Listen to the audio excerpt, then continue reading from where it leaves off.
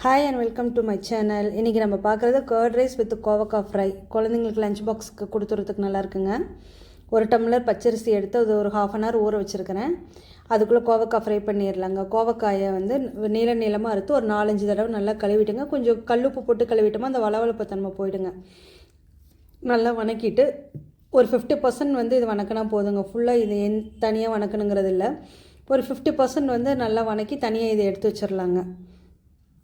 இது நல்லா வணக்கி எடுத்து வச்சோன்னே இதில் கொஞ்சமாக எண்ணெய்ங்க, கடுகு, கருவேப்பிலையும் நல்லா பொரிஞ்சதுக்கப்புறமா கொஞ்சமாக மிளகாய்த்தூள், மஞ்சள் தூளுங்க. இதிலே கோவக்காயும் சேர்த்திக்கணுங்க.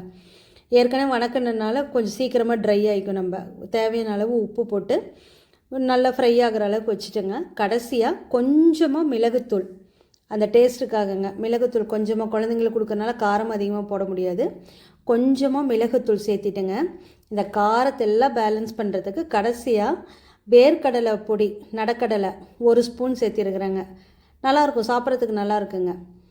இது வந்து இப்போ நம்ம சாப்பாடு வச்சுக்கலாங்க. 1 டம்ளருக்கு 3 டம்ளர் தண்ணி சேர்த்திருக்கிறேன். பச்சரிசி தான் சேர்த்துருக்குறேங்க. சாப்பாட்டுக்கு தேவையான அளவுக்கு உப்பையும் அதிலே போட்டாச்சு.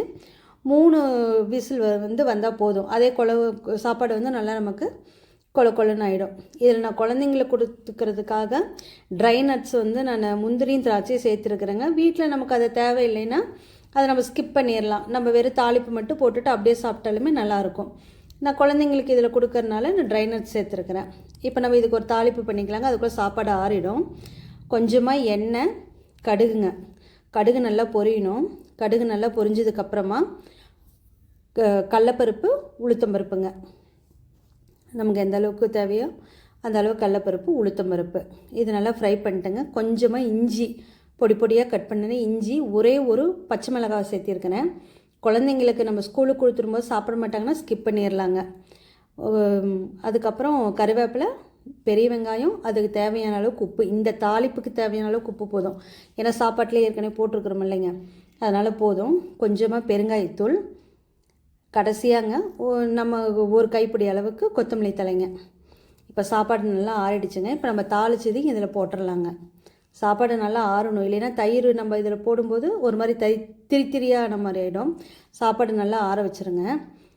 நான் உடனே சாப்பிட்றதுனால 3 ஸ்பூன் தயிர் ஊற்றிருக்கிறேங்க. குழந்தைங்களுக்கு கொடுக்கும்போது 1லேருந்து 1.5 ஸ்பூன் தயிர் ஊற்றிட்டு மீதி நீங்கள் வெறும் பால் சேர்த்திட்டிங்க அப்படின்னா குழந்தைங்களுக்கு மதியானத்துக்கு புளிக்காது, சாப்பிட்றதுக்கு நல்லா இருக்குங்க. அவ்வளோதான். இப்போ லைட்டாக உப்பு பத்தில் உப்பு சேர்த்திட்டேன். நம்மளோட இது வந்து ரெடி ஆகிடுச்சுங்க. நான் சொன்ன மாதிரி குழந்தைங்களுக்குங்கிறாங்க ட்ரை ஃப்ரூட்ஸ் போட்டிருக்கேன். வேண்டான்னா ஸ்கிப் பண்ணிடலாம். சாப்பிட்டு பாருங்கள், நல்லாயிருக்கும். தேங்க்யூ ஃபார் வாட்சிங். லைக் பண்ணுங்கள், ஷேர் பண்ணுங்கள், சப்ஸ்கிரைப் பண்ணுங்கள். தேங்க்யூ.